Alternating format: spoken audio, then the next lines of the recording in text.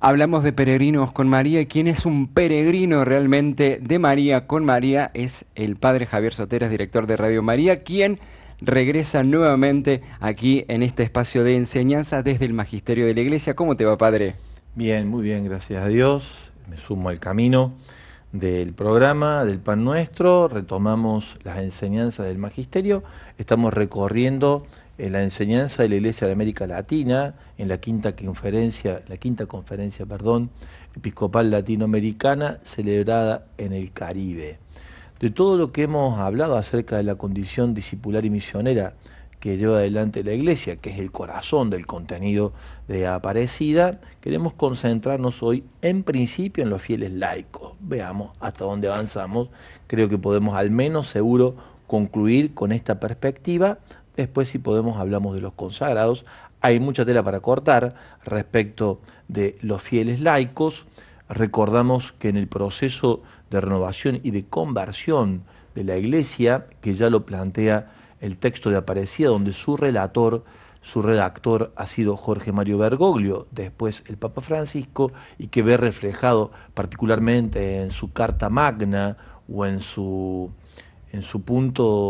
enseñanza central, que es Evangelii Gaudium, la conversión ha de ir a este lugar que después él ha ido insistiendo, que es la ruptura con el clericalismo. Y por eso el valor de hablar de la condición discipular y misionera del laicado, quien colabora en particular por su razón de ser, por su naturaleza, a disminuir, por no decir a terminar, con este mal que atraviesa el corazón de la Iglesia, al que llamamos clericalismo, que no solamente se da en la condición de los que compartimos el ministerio sacerdotal, del cual yo soy parte, sino también en muchos laicos. Entonces vamos a hablar de la condición misionera, vocación del laico como discípulo a la misión.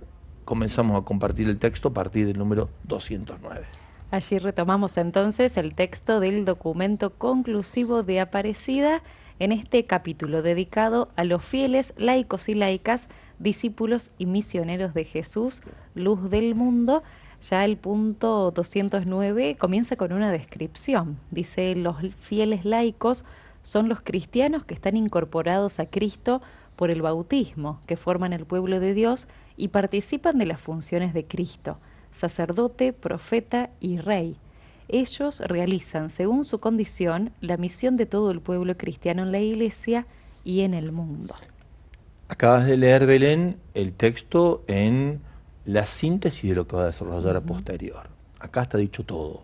En estos 4 renglones, 3 renglones y medio, está dicho lo que va a desarrollar a posterior el documento, refiriéndose en específico a los fieles laicos. ¿Qué está dicho?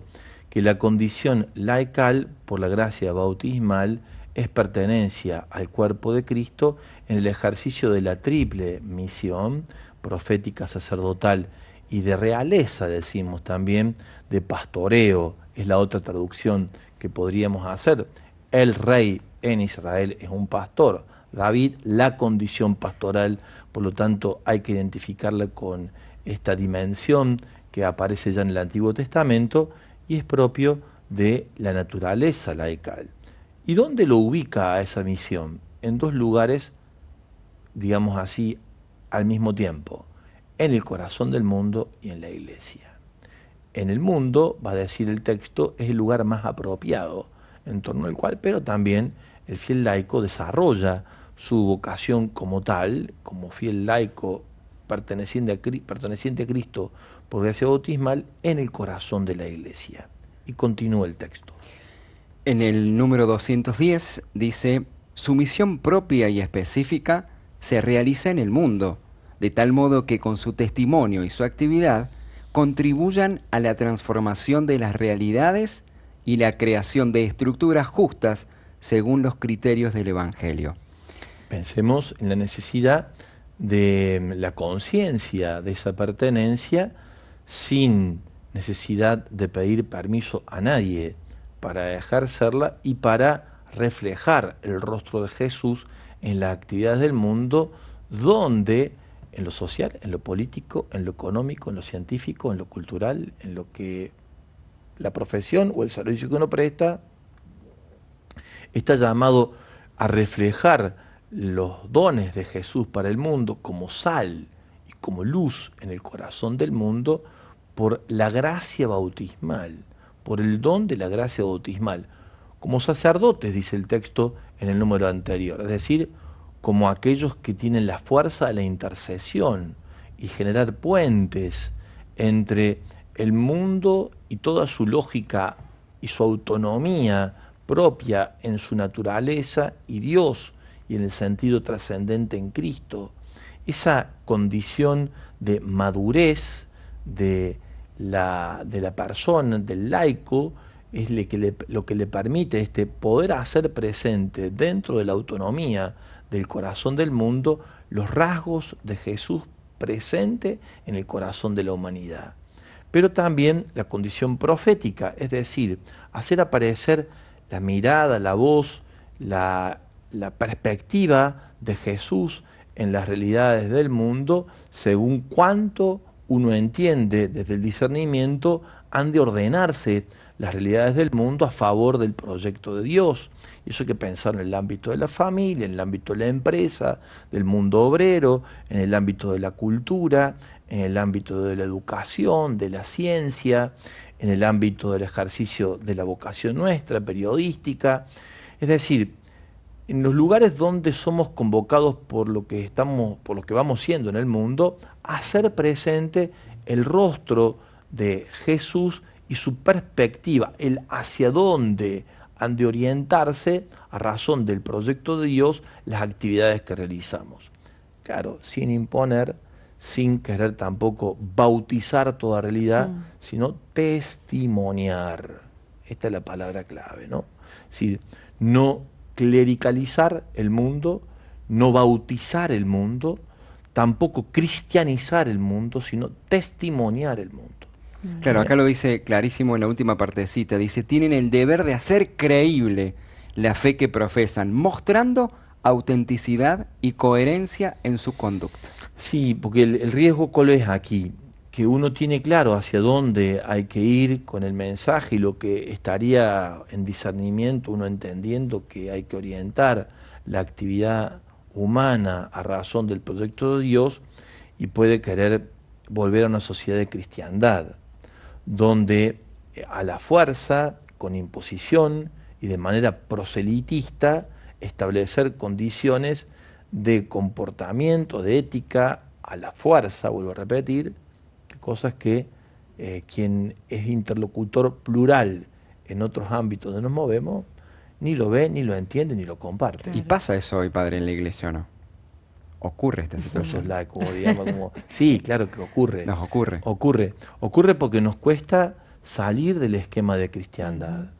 Y nos cuesta entender que nuestra mirada y nuestra perspectiva, aun cuando entendamos que Dios así nos la muestra y nos la propone, es propositiva, nunca proselitista, y que debemos interactuar con el mundo en el que vivimos desde nuestra identidad, con la conciencia de que estamos en un escenario plural, diverso, donde muchos de nuestros hermanos, la mayoría diría yo, no comparten nuestra mirada. Claro.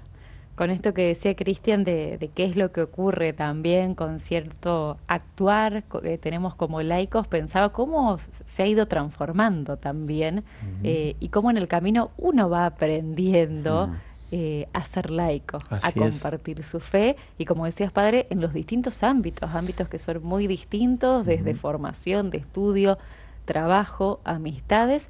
Bueno, y uno va haciendo su propio camino de aprendizaje, siempre hay algo nuevo allí. Sí, para mí la clave pasa por saber reconocer que hay una identidad a la que pertenecemos, que el texto es clarísimo al respecto, viene de nuestra condición bautismal y nuestra pertenencia, al misterio de la Pascua de Cristo, que nos hace ser sacerdotes, profetas, reyes, pastores, quiere decir, pero eso en un mundo plural, diverso, claro, que no comparte nuestros criterios en la mayoría de los casos y por lo tanto muchas veces nos quejamos de que no nos va bien o somos, entre comillas, perseguidos o mal bienvenidos porque para mí, en más de una oportunidad, es el método y la forma en cómo actuamos lo que genera rechazo.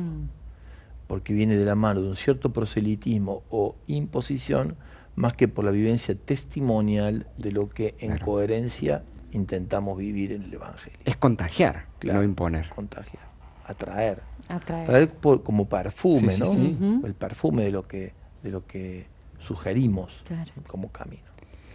Quizás a veces uno toma ese camino porque no lo ha internalizado y no lo ha vivido o evita vivirlo tan profundamente como exige el Evangelio en la vida de uno, ¿no? Sí, o a veces también porque está muy convencido y cree que rápidamente el convencimiento que uno tiene, rápidamente los otros lo tienen que recibir, sin entender que uno mismo, para llegar a ciertas convicciones, ha pasado por un proceso. Claro. Y la persona que lo está recibiendo por primera vez, lo está recibiendo por primera vez. Por lo tanto, aquí se juega el fuego, el método, la forma y el ardor, diría San Juan Pablo II, hablando de la nueva evangelización, ¿no? Y bueno, entonces, en ese punto hay que ir haciendo todo un proceso de despojo de modos viejos y de encuentro con modos nuevos.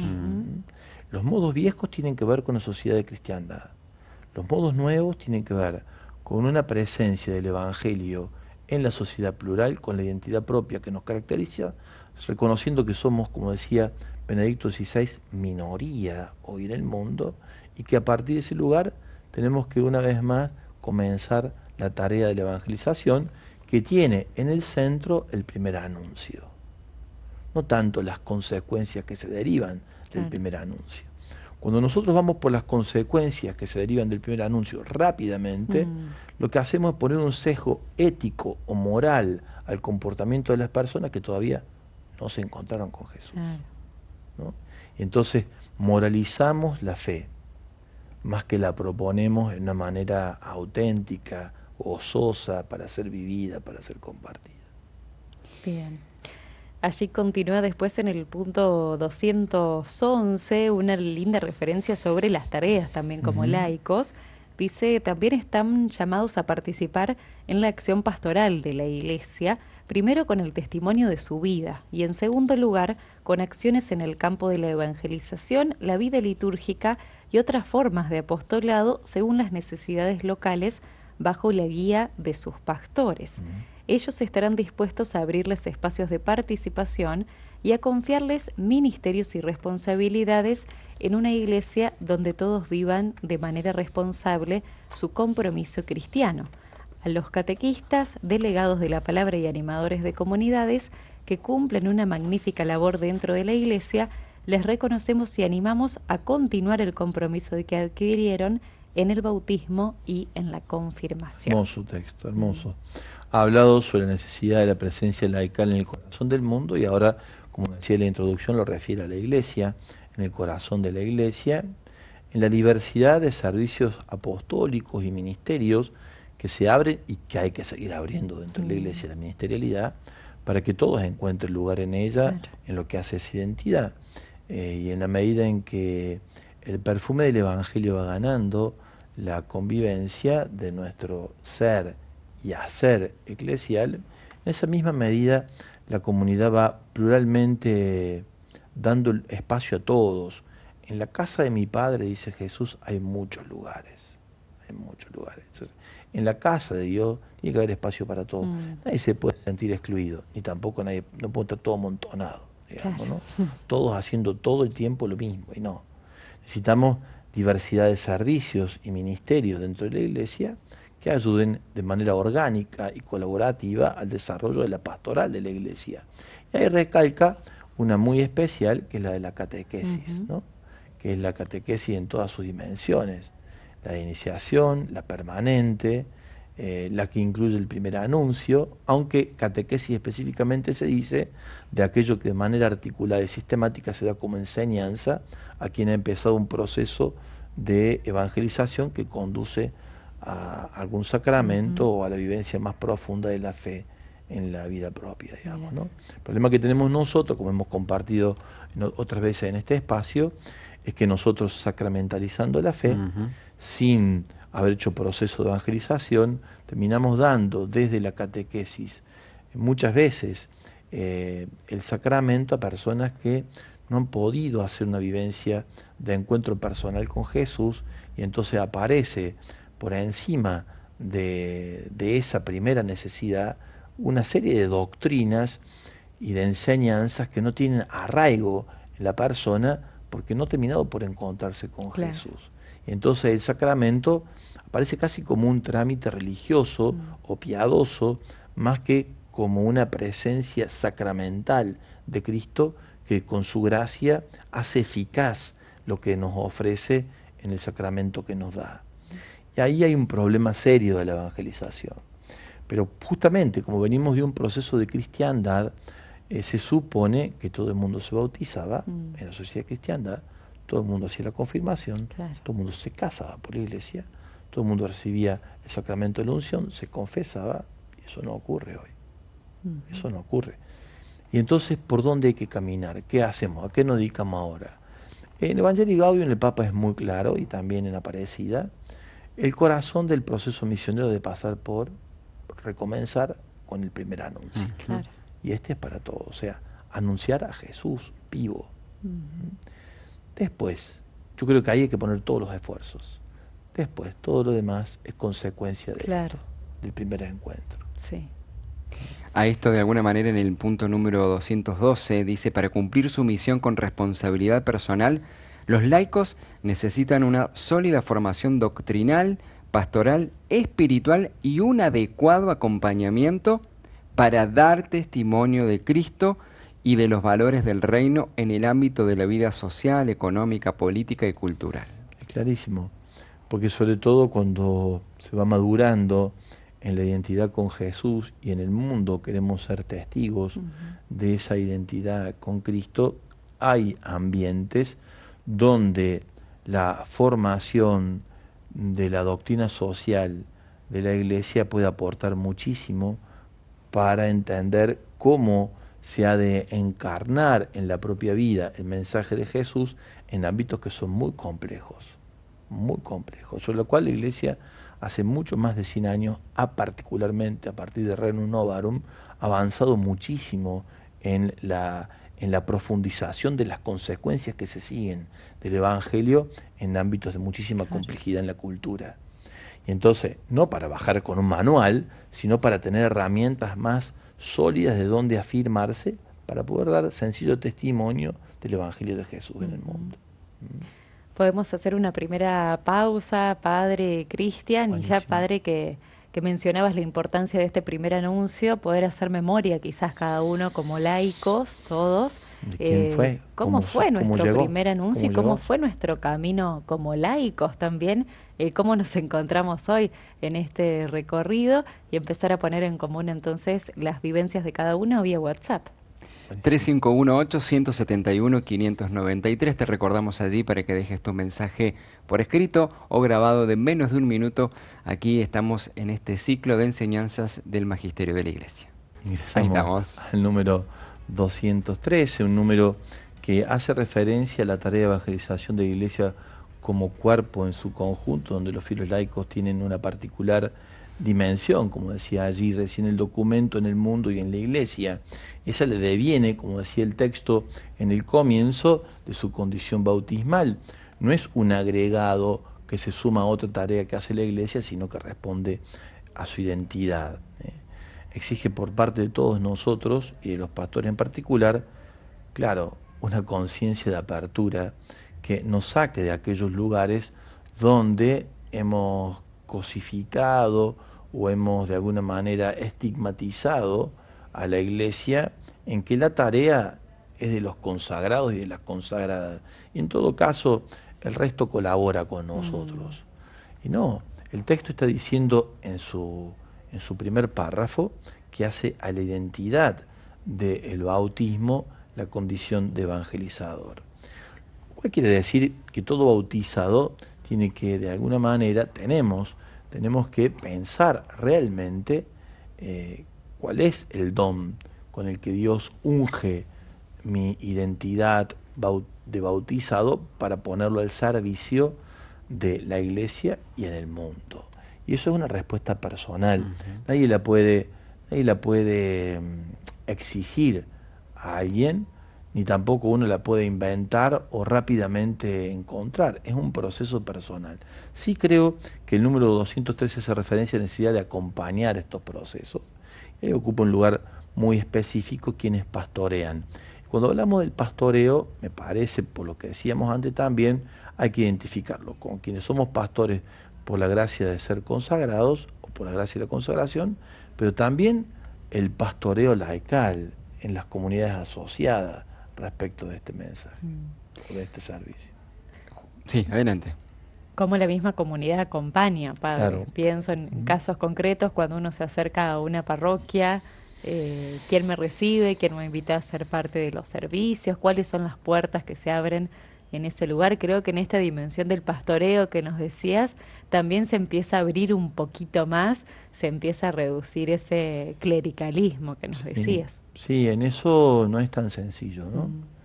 No es tan simple que las personas podamos encontrar que lo que hacemos no nos pertenece, Claro. que es un servicio. Y por lo tanto, hoy es este, mañana puede ser otro, y que además pueden sumarse muchos más a la tarea. En este sentido, a veces el aferrarse a un servicio determinado dentro de la comunidad puede generar mucha cerrazón de parte de la comunidad en relación a las posibilidades que se abrirían si sumáramos de una perspectiva mucho más amplia a más hermanos nuestros que quieran vivir su gracia bautismal en la comunidad. Creo que tiene mucho para decirnos, padre, también este proceso sinodal en el que estamos caminando, ¿no?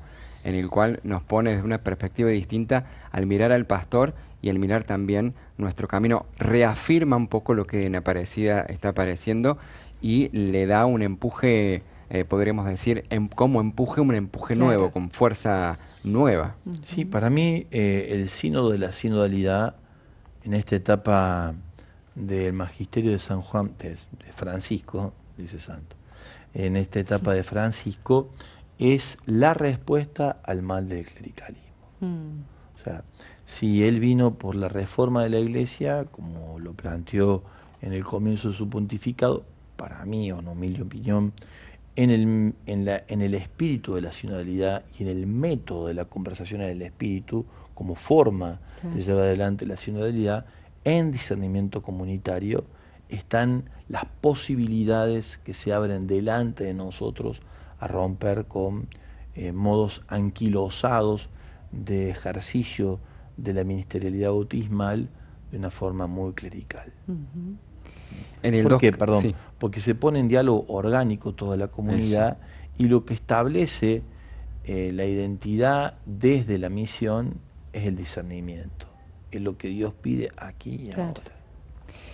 Justamente en el camino pastoral que tienen que hacer los pastores, dice en el 2.14, en este contexto el fortalecimiento de variadas asociaciones laicales, movimientos apostólicos eclesiales e itinerarios de formación cristiana y comunidades eclesiales y nuevas comunidades que deben ser apoyados por los pastores son un signo esperanzador.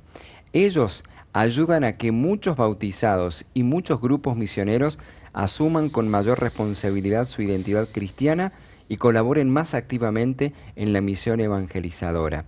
En las últimas décadas, varias asociaciones y movimientos apostólicos laicales han desarrollado un fuerte protagonismo. Por ello, un adecuado discernimiento, animación, coordinación y conducción pastoral, sobre todo de parte de los sucesores de los apóstoles, contribuirá a ordenar este don para la edificación de la única iglesia.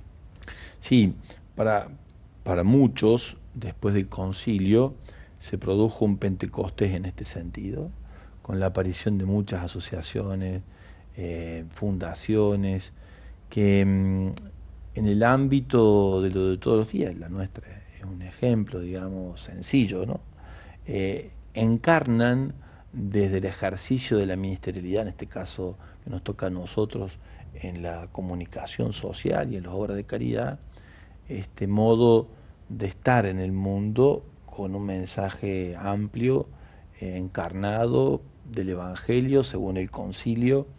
Eso se da mucho en muchos aspectos, ¿no? En muchos aspectos, donde están integradas además la vida consagrada y la vida laica, en el caso nuestro no tanto la vida consagrada, el único consagrado dentro de la obra hasta ahora.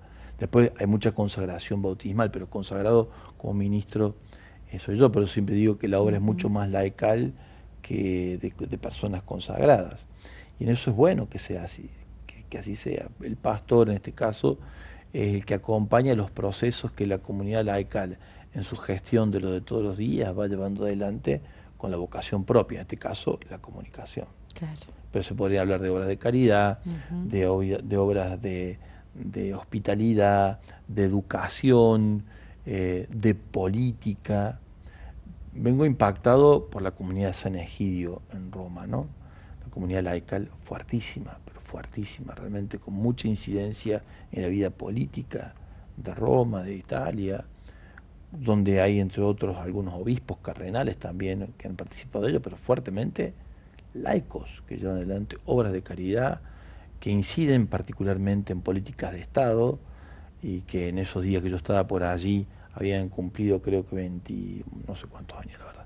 Tú puedes decir algo capaz que no sea, pero era un aniversario y fue impactante escucharlo allí y verlo al cardenal Zuppi, que es la persona nada más y nada menos que está en diálogo entre Ucrania y Rusia, un hombre que maneja 8 idiomas, miembro fundador de la comunidad de San Egidio, verlo presidir esa comunidad, que vuelvo a repetir, que es profundamente laical, la verdad despierta mucha esperanza. Qué bueno. Llegamos allí, padre, ya al cierre de este subtítulo que refiere a los laicos, ¿no? Por favor.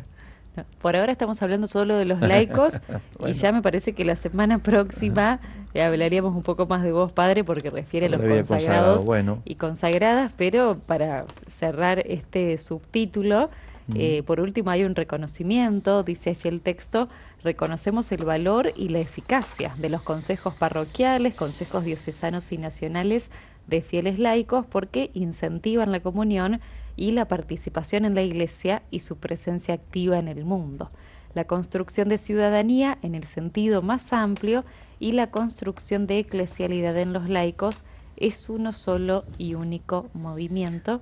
Finaliza allí esta parte. Sí, me parece, yo diría, no quiero corregir el texto, pero me parece que acá hay que sumar los consejos económicos, ¿no? Claro.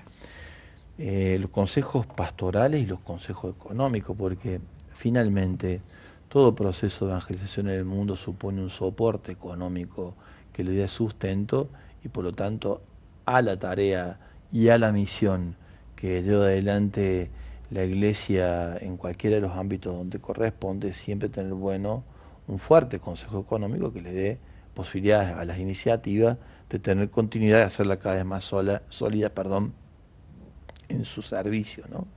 Y en eso cuando estos dos pulmones funcionan bien, el económico y el pastoral, y están integrados con la preeminencia de lo pastoral sobre lo económico, la verdad que se notan mucho los frutos. Y digo preeminencia de lo pastoral sobre lo económico porque la razón de ser del Consejo Económico es para darle sustento a la tarea pastoral.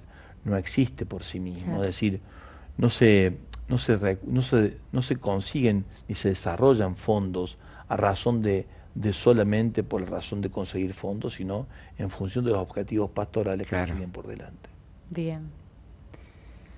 Podemos hacer, padre, si les parece, una nueva pausa musical. Nos quedan ya los últimos 15 minutos del espacio del encuentro de hoy, que los podemos aprovechar para anticipar también lo que será la próxima semana. Mientras tanto, seguimos ampliando la mesa con el compartir de cada uno.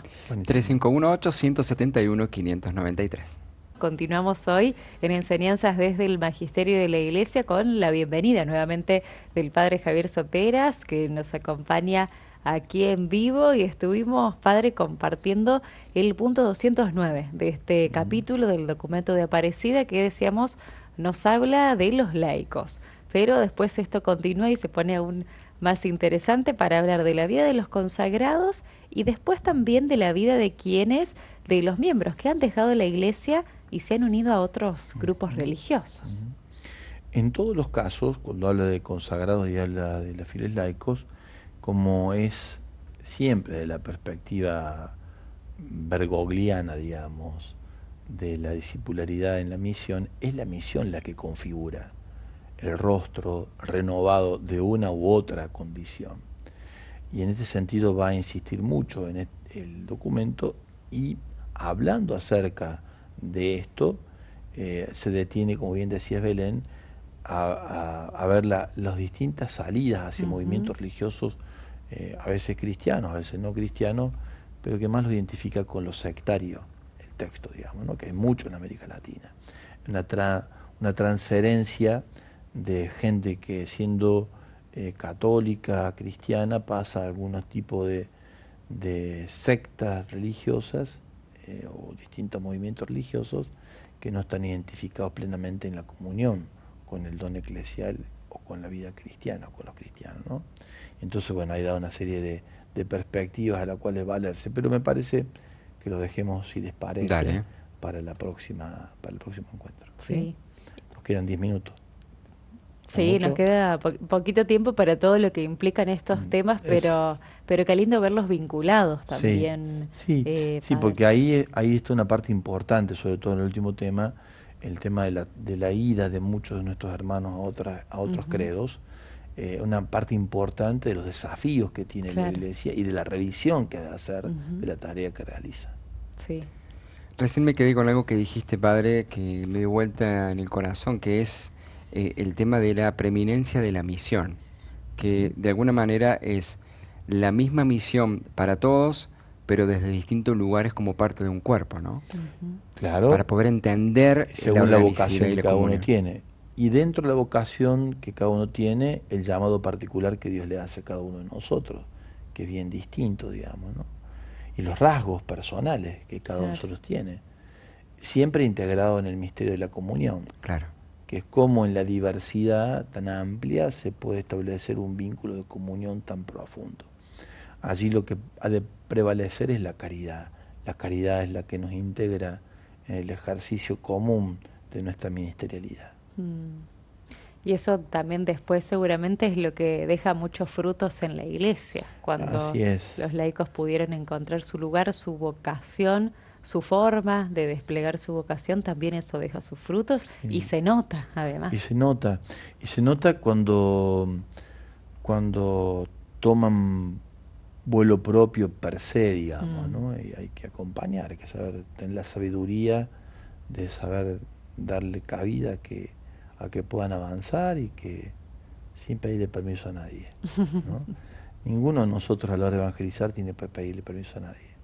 Tiene que estar articulado, por supuesto, con la vida de la comunidad y en armonía, en sintonía, de manera orgánica con el conjunto, pero con lo que el Espíritu va suscitando en el corazón. En esa libertad de los hijos de Dios, que es la que hablamos, y lo que venimos también compartiendo a través de la señal de Radio María, con los testimonios como el de hoy, estos hermanos que decían, nosotros somos cristianos y encaramos este merendero, y se pusieron manos a la obra de hacerlo, ¿no? Bueno. Con tantos hermanos que llevan adelante obras de caridad, vaya si lo sabemos por hombres nuevos en distintos lugares con los que nos hemos encontrado, que realmente esto que decís, padre, de no hace falta pedir permiso, vamos caminando hacia adelante, por supuesto articulado y en comunión, que creo que esa es también la clave y la parte de la misión. Así es. De eso se trata, caminar juntos entonces, como iglesia, desde los distintos lugares, temas que seguiremos desarrollando entonces, Padre Dios mediante, la próxima semana. Que así sea. Nos vemos. Muchas gracias. Gracias.